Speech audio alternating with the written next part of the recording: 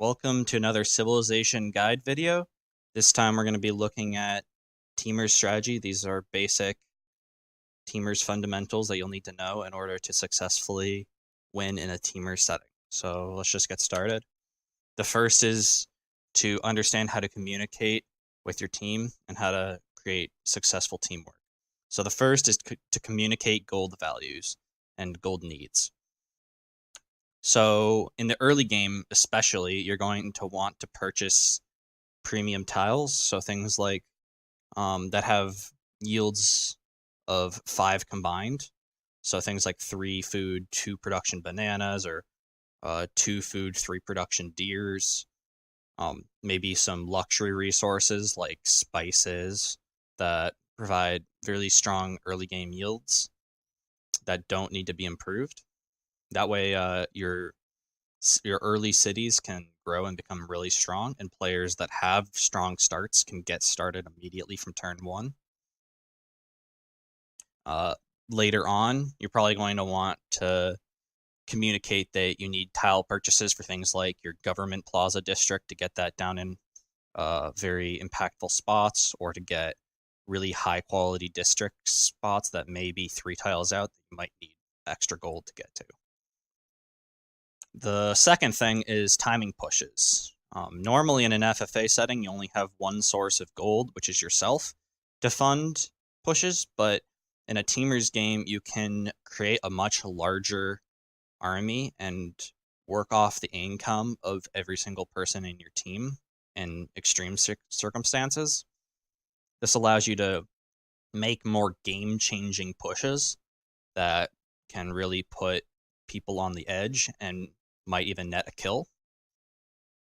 So you should always, if you're ever trying to make a timing push, you should always communicate that when your timing push is going to happen and get people to start saving for it. Because if you state that you're going to need gold in 2 turns, likely it's people will not have the gold income to fully fund a push, and then all your work in setting up that play will go to naught. Another gold need that happens a lot of the time early game is early game unit purchases. So in the early game, I think one of the strongest purchases can be a scout for a player who needs extra vision. A scout's only 60 gold. You can get that in 2 or 3 turns between all people on the team if they funnel their gold together in a 6 versus 6 setting. And getting the extra vision is very useful. Another early purchase can be like a builder on someone who needs to improve their land desperately if it's a really bad start, or on someone like Inca who could create very powerful tile yields very early on with a worker build. Additionally, if someone gets attacked early on by a lot of units, a 10 strength city will not hold very long against a bunch of warriors, or maybe even like a promoted level 3 scout that has the plus 20 strength promotion. So buying a warrior inside a city will increase its city strength and allow that city to have a better chance of survival if you see that kind of attack happening. Another aspect of communication and teamwork is to understand your role within the team. So at the beginning of the game, there's not a lot of information about where people are going to be and what their role is. But as the game sort of progresses, a lot of time you'll see people in sort of 3 different positions. So the first is the sim position. This is where you have very little interaction with the enemy, or you have really good chokes that allow you to defensively set up a fortress and then sort of build up your infrastructure behind it. So those are the people that are probably going to win you the game, but they're going to need help in a lot of different areas, especially usually in the war front. In a sim position, you want to focus most of your effort on building things like campuses, getting up industrial zones for your later game projects like a spaceport, getting down commercial hubs for trade routes, basically anything that you would usually do um, when you don't have to war. And you should try to maximize that position. If you're in a warring position, that means that you're probably on the front lines or you're surrounded by the enemy. And in that position, it's important to make sure that you're not bleeding gold from the team. So it's useful to get things that improve the combat value of your units. So if you can get things like Defender of the Faith, religious belief, that will improve the value of every unit you build, because you'll usually be on the defense if you're in that kind of a situation. You can get a great general to improve both offense and defense of your army. And you can also, if you can make sure to hold and upgrade improved units, so archers that have 2 promotions on them, maybe siege units that get a couple promotions as well, basically upgrade the improved units and then hard build or just build any more advanced units, and don't bother upgrading sort of the less upgraded units unless there is gold available. Warring players need to make sure that they're applying pressure at all times, because at a certain point, a sim player can eventually eat up warring players because they'll just be technologically more advanced. They can use things like planes or tanks in order to kill off players very quickly.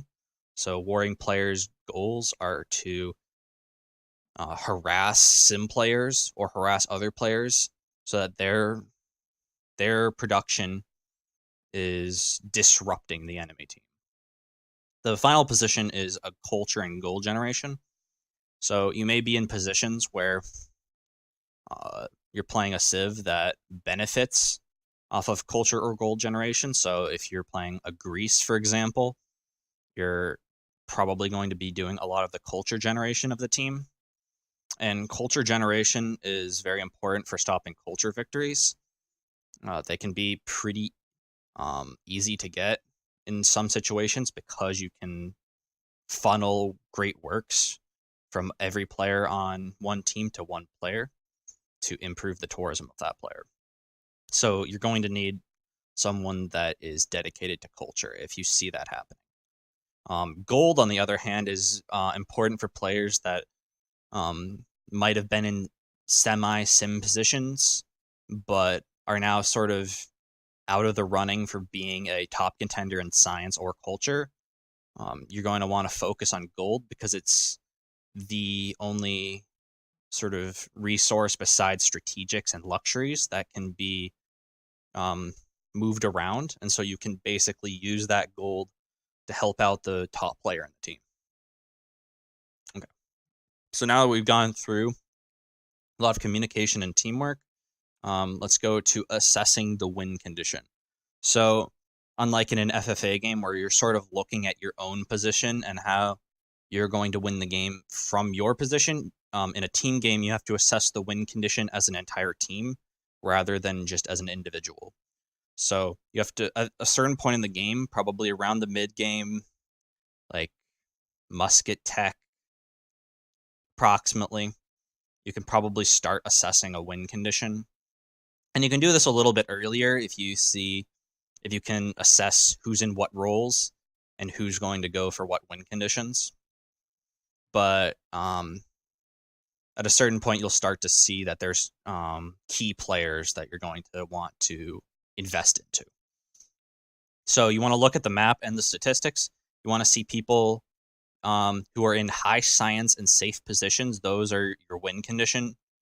If someone has high tourism values, you might also want to start investing more into them and trying to boost their tourism to a point where they can get a culture victory.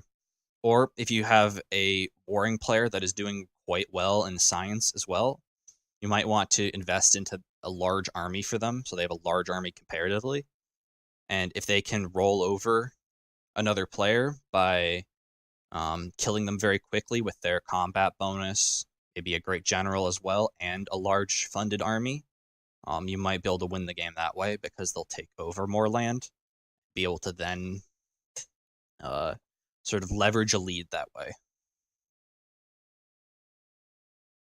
So when looking at a team game, you also want to make sure you have a balanced team when you're going into the game.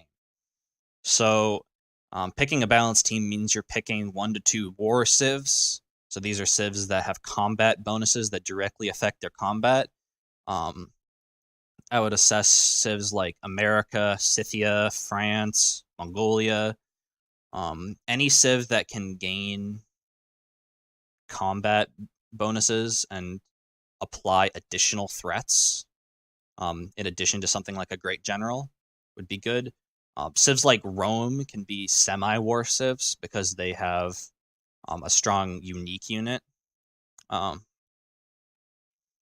So there are sort of hybrid civs, but you probably want someone who's more war-oriented in all points in the game as well, because that civ can apply a lot of pressure.